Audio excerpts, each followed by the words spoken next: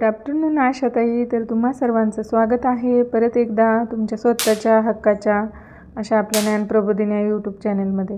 तर मैत्रिणींनो, या अगोदर सप्टेंबर 2025मधील जी अत्यंत महत्त्वाची माहिती वगैरे आहे तर त्यासाठीचे 2 व्हिडिओ मी याच आपल्या ज्ञानप्रबोधिनी या यूट्यूब चॅनलवरती अपलोड केलेले आहेत. तर त्यापुढील जे काही प्रश्न असतील किंवा त्यापुढील जी काही उपयुक्त माहिती आहे तर ती तुम्हाला या व्हिडिओमधून भेटून जाईल. हा केस स्टडीवरती आधारित व्हिडिओ आहे, त्यामुळे व्हिडिओमधून स्किप करू नका आणि तुमच्या इतर आशाताईंपर्यंत हा व्हिडिओ नक्की पोहोचवा व त्यांना देखील या आपल्या ज्ञानप्रबोधिनी या चॅनलला नक्की सबस्क्राईब करायला सांगा. चला तर मग जराही वेळ न घालवता सुरू करू आपण आपला आजचा व्हिडिओ. तर बघा, प्रात्यक्षिक skill based questions FEL MIS सॉफ्टवेअरमध्ये आशा कुटुंब नियोजन साधनांची मागणी कशी करतात त्याच्या पायऱ्या सांगा. तर आपल्याला माहिती आहे की FEL MIS हे सॉफ्टवेअर वापरून आपण जे काही कुटुंब नियोजनाची साधने वगैरे असतील तर त्याची मागणी, पुरवठा आणि व्यवस्थापन याचं सर्व लेखाजोखा आहे तो करत असतो. तर ते कशाप्रकारे, तर त्याची मागणी वगैरे कशाप्रकारे करायची त्याच्या पायऱ्या आपण बघूयात. तर FEL MIS सॉफ्टवेअरमध्ये आशा कुटुंब नियोजन साधनांची मागणी खालीलप्रमाणे करतात.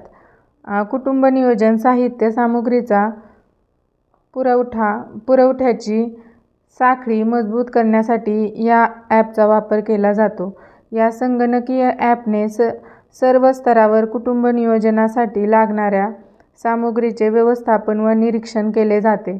तर आशांना या सॉफ्टवेअरद्वारे खालील 5 साधनसामुग्रीची मागणी करता येते: Chhaya free, condom free, e pills free, OC pills free आणि PIK.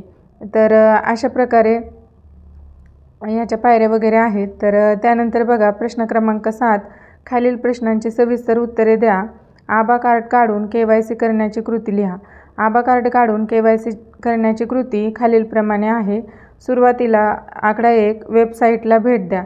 सर्वप्रथम आयुष्यमान भारत आरोग्य अधिकृत वेबसाईटवर ICA केअर किंवा संबंधित मोबाईल ॲपवर जा. त्यानंतर बघा, आभा तयार करा. होम पेजवर आभा तयार करा. क्रिएट आभा नंबर या बटनावर क्लिक करा. ओळखपत्र निवडा. यानंतर तुम्हाला आधार कार्ड किंवा ड्रायव्हिंग लायसन्स वापरून आभा क्रमांक तयार करण्याचा पर्याय दिसेल. यापैकी कोणताही एक पर्याय निवडा. आधार क्रमांक टाका. निवडलेल्या पर्यायानुसार तुमचा आधार क्रमांक किंवा इतर आवश्यक तपशील भरा.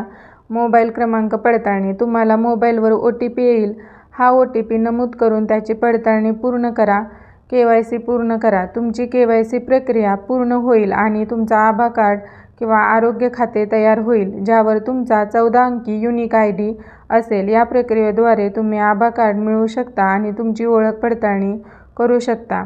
प्रश्न क्रमांक 2, PMJY कार्ड काढण्याची कृती लिहा. PMJY कार्ड काढण्यासाठी तुम्ही ऑनलाईन आणि ऑफलाईन या दोन्ही प्रक्रिया वापरू शकता, परंतु यासाठी आधार क्रमांक आवश्यक आहे आणि आधारला लिंक असलेला मोबाईल नंबर. तर ऑनलाईन प्रोसेस बघा, आयुष्यमान भारत पोर्टल. आयुष्यमान भारत अधिकृत पोर्टलवर beneficiary.nh.government.in वर जा.